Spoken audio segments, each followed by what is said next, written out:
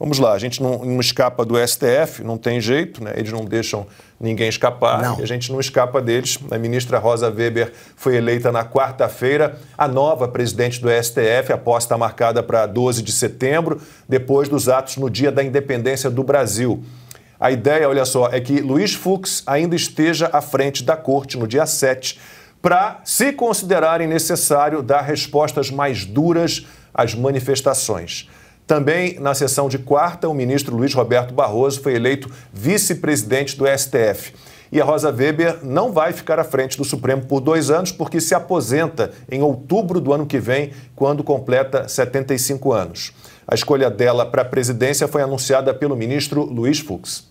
E para satisfação de todos, nós temos já eleitos no cargo de presidente, com 10 votos, Sua Excelência, a ministra Rosa Weber. E para o cargo de vice-presidente, o ministro Roberto Barroso, com os 10 votos e a gentileza que cada um dos senhores fizeram em relação ao nome remanescente. Eu quero desejar a ambos uma direção de muito êxito e sucesso e que consigam todos realizar os seus ideais, os seus projetos, que são projetos coesos em relação à vontade de todos nós. E, acima de tudo, que Deus proteja a ambos nessa nobilíssima função. E a gente lembra que em novembro de 2018, com Bolsonaro já eleito para a presidência, mas não empossado ainda, né? Rosa Weber entregou a ele um exemplar da Constituição. Daí foi numa visita ao TSE. E teve mais notícias sobre o Supremo essa semana. Os ministros decidiram aumentar os próprios salários. A votação foi em plenário virtual e, nesse caso, não teve anúncio feito pelo presidente da Corte, Luiz Fux. O valor mensal, hoje em quase R$40 mil, pode superar os 46 mil. O reajuste, que precisa ser aprovado pelo Congresso, vai ter um efeito cascata em todo o judiciário. E no parlamento, os senadores também querem aumento de salário. Ana, vou começar por você. A gente sempre fala disso, eu escrevi um artigo sobre isso, você sempre fala disso. Esse exemplar aí que a Rosa Weber entregou para o Bolsonaro danou-se, era o último. Né? Depois dele ficaram completamente perdidos, né? Não sabiam mais o que tinha na lei máxima. E está lá o Bolsonaro com a Constituição e o STF completamente sem rumo, sem conseguir cumprir a lei, Ana. Pois é, gastaram, né, jogaram. Então, ou então os exemplares ali dos ministros, eles estão sendo usados como calço ali, né, no sofá, na mesa, porque a última coisa que eles fazem ali dentro daquele tribunal é respeitar a Constituição, né?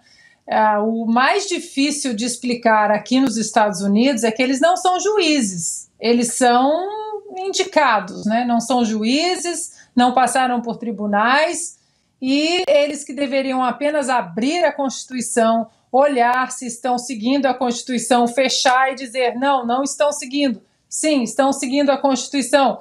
E deixar, né, o país crescer, é difícil explicar isso. Aí a cereja do bolo veio essa semana, né, não satisfeitos com todo o caminho que eles têm de pedantismo, deles acharem que eles mandam no Brasil, essas canetadas inconstitucionais. Eles vão agora aumentar o salário para quase R$50 mil por mês, 47, quase 48 mil, ou seja, quase R$50 mil por mês, fora aqueles penduricalhos todos, né? Não sei quantos, dezenas e dezenas de assessores, e viagens, e vinhos caros, e lagosta, e jatinho, e carro blindado, e segurança.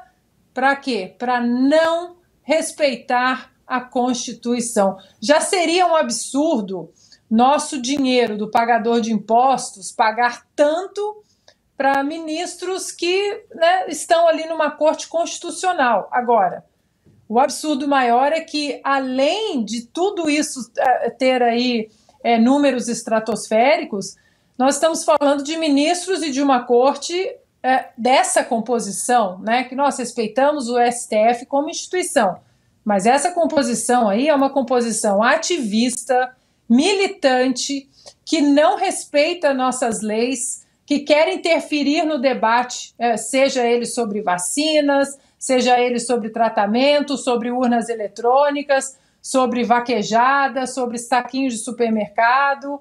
Ou seja, para as eleições, né, esse ano, nós temos que começar a cutucar ali o Senado também, começar a limpar o Senado, porque o Brasil não aguenta tantos ministros assim que não respeitam a Constituição, em momento algum, pelo menos nos últimos 4 anos, não respeitaram, e ainda ali ficam se retroalimentando, né, numa bolha. É como se nós chegássemos aqui, nossa, Lacombe, você está maravilhoso hoje, sua coluna é maravilhosa, e você, Constantino, mas você é espetacular, e o Augusto, Ana, mas você hoje é maravilhosa. E é isso que eles fazem, eles não têm absolutamente nenhum contato com a realidade.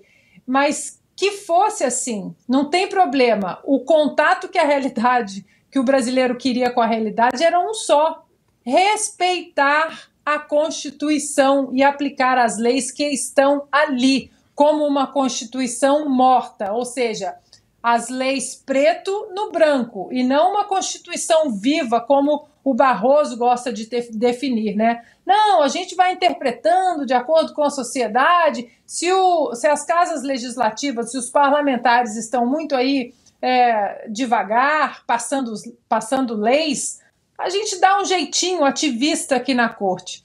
E isso o brasileiro não suporta mais. O brasileiro já entendeu que é preciso mexer no Senado para que isso não aconteça mais.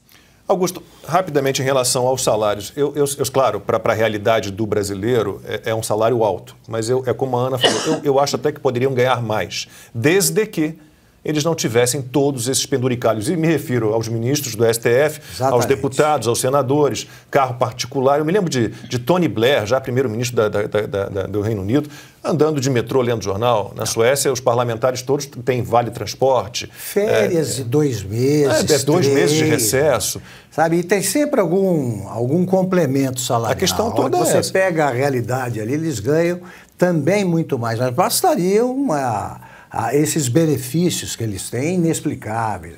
A Rosa Weber, esse exemplar da Constituição da Rosa Weber, certamente tinha aquelas páginas grudadas, sabe? Você precisa usar estilete, tá? Porque ela nunca leu a Constituição. Quando ela terminou um voto numa sessão, perguntaram, né, como é que ela tinha votado, contra ou a favor, porque ela não consegue, né, ter um raciocínio lógico que a conduza a uma sentença. Não consegue.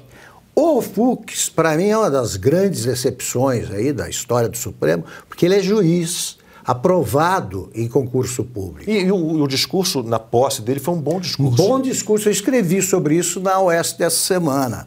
Ele dizia... Enganou todo mundo, né? Enganou. Dizia aos amigos, ele dizia aos amigos, às pessoas mais íntimas, que ele tinha que agir discretamente para chegar à presidência, porque ele não podia chamar a atenção do grupo do Gilmar Mendes. É o que ele dizia, tá? Estou afirmando isso. Chega à presidência, fez um discurso bom. Queria reduzir o poder das turmas, a frequência dos votos monocráticos, disse que o combate à corrupção não podia parar, e fez um monte de promessas que o Supremo não podia se meter em tudo. Houve exatamente o contrário. Até que ele se rendeu publicamente com aquela frase que ficou famosa. Mexeu com um, mexeu com todas. Ele formulou como convém ao ministro do Supremo, cheio de nada obstante, egrégio plenário, pretório excelso, mas foi isso que ele quis dizer. Mexeu com um, mexeu com todos.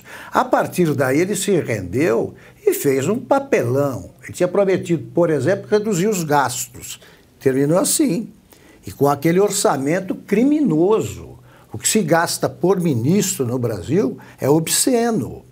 Então, o único juiz, ele foi promotor de justiça e depois juiz de direito por concurso. Ao contrário do Toffoli, reprovado 2 vezes no concurso de ingresso para a magistratura paulista. Esse, o Fux, não pode alegar desconhecimento da Constituição. E votou a favor de todas as decisões do Alexandre de Moraes, que são todas inconstitucionais, vinculadas a esse inquérito do fim do mundo, né? O inquérito das fake news. Há coisas no Fux que não enganam, mas o discurso de posse enganou. Desculpem a piada. É tão verdadeiro quanto a cabeleira dele, o topete. Eu não falei nada, foi o Augusto que falou. Falar.